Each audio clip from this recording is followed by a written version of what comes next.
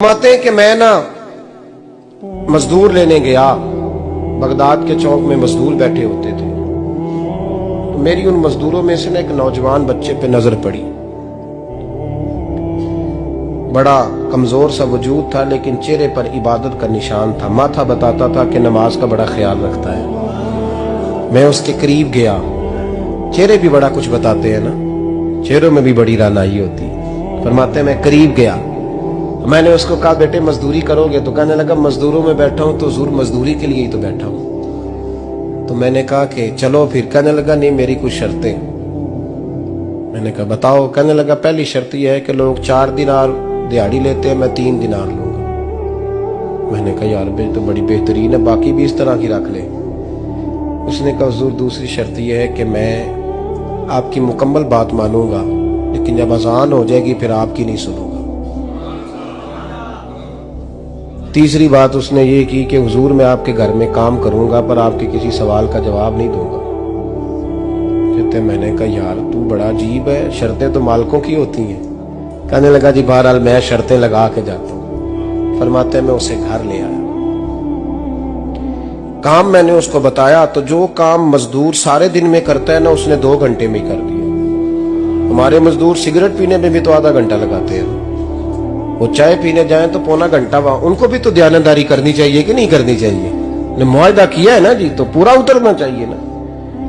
کہتے 2 گھنٹے میں۔ اب کام جب بندہ شروع کراتا ہے تو کام اور نکل آتا ہے۔ کہتے کام میں نے اس کو اور بتا دیا، وہ کرنے لگا۔ اس نے مٹی نکال کے رکھی تھی باہر رستے میں، تو اذان ہو گئی زور کی، اس نے وہیں کدال چھوڑی کئی اور چلنے لگا۔ تو میرا بیٹا کہنے لگا اس کو ذرا برابر کر دو۔ کہنے لگا چپ کر جا، تیرے باپ سے بات ہوئی تھی، جب اذان ہوتی ہے تو میں کسی اور کی نہیں سنتا، صرف اللہ رسول کی سنتا ہوں۔ کہتے ہیں مسجد چلا گیا، نماز پڑھ کے آیا تو دوپہر کا وقت تھا۔ میری بی بی کہنے لگی اس کو کھانا کھا لے۔ کہتے ہیں ہم نے کہا کھانا کھا لو، تو کہنے لگا میں نے روزہ رکھا ہوا، رمضان بھی نہیں تھا، نفلی روزہ رکھا ہوا۔ فرماتے ہیں شام ہوئی، میں نے 3 دینار دیے تو میں نے کہا تیرا نام کیا ہے؟ کہنے لگا میں نے آپ سے کہا تھا میں کسی سوال کا جواب نہیں دوں گا۔ تو وہ چلا گیا۔ اگلے دن میں پھر لینے گیا اسے، کام کچھ اور نکل آئے تو لوگوں نے بتایا وہ صرف ہفتے والے دن آتا ہے۔ میں نے کہا کیوں؟ کہنے لگے جی وہ کہتا ہے میرا ہفتے کا خرچہ 3 دینار ہے، جب 3 دینار کما لیتا ہوں تو باقی سارا ٹائم اللہ رسول کی ذکر میں گزار دیا کرتا ہوں۔ فرماتے ہیں جی اگلے ہفتے میں پھر لینے گیا، میں نے پورا ہفتہ انتظار کیا کہ کام اسی سے کرانا ہے۔ میں جب گیا تو میں نے کہا چلو، کہنے لگا میری شرطیں یاد ہے نا؟ اور میں نے کہا یاد ہے بھائی ساتھ چل۔ فرماتے ہیں کام کرایا، 2-3 ہفتے وہ آتا رہا۔ ایک ہفتے میں گیا تو لوگوں نے کہا حضور آج نہیں آیا، کیوں؟ کہنے لگے بیمار ہو گئے۔ کہاں گھر ہے؟ کہنے لگے بغداد کے قبرستان کے پیچھے جو کچی آبادی ہے اس میں رہتا ہے۔ فرماتے میں گیا، دروازے پہ دستک دی تو کہنے لگا حضور آپ ہیں؟ دروازہ کھولا ہے آ جائیے۔ فرماتے ہیں میں اندر گیا تو میں نے کہا تمہیں کیسے پتا چلا میں آیا ہوں؟ کہنے لگا حضور اللہ والے ہو آپ نہیں آنا تھا، ورنہ امیر تو غریبوں کا پتہ لینے کوئی نہیں آتے۔ کہتے میں قریب گیا تو کہنے لگا میں آپ کا انتظار کر رہا تھا، تیز بخار ہے، تپ رہا۔ جیب سے کچھ پیسے نکالے، کہنے لگا یہ پیسے رکھ لیں۔ ایک انگوٹھی نکالی،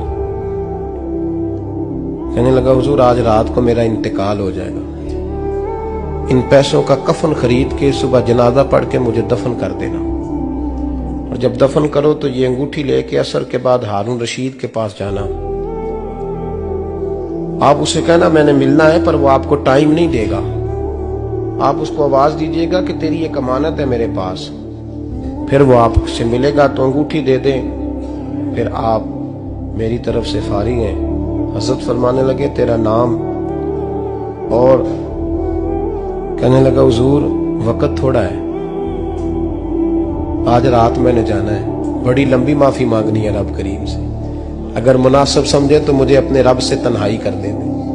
فرماتے ہیں میں آ گیا اور اس کی باتوں نے مجھے ساری رات سونے نہیں دیا۔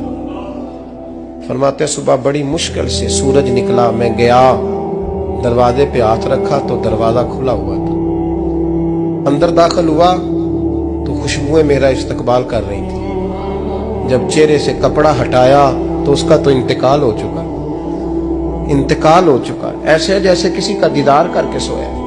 कहते मैं तो 2 आदमी ले गया था जनाजे पे, पर पता नहीं दुनिया किधर किधर से आई, कहां कहां से। अखां जदों मीटियां जमाना मैनू रोवेगा, अपना ते अपना बेगाना मैनू रोवेगा। फरमाते हैं मैं तो 2 बंदे ले गया था, पर पता नहीं मखलूक कहां कहां से आई। जनाजा पड़ा, दफन किया। हारून रशीद के पास में असर के बाद गया, मैंने बुलाना चाहा पर बादशाह था, मेरी तरफ देखा ही नहीं।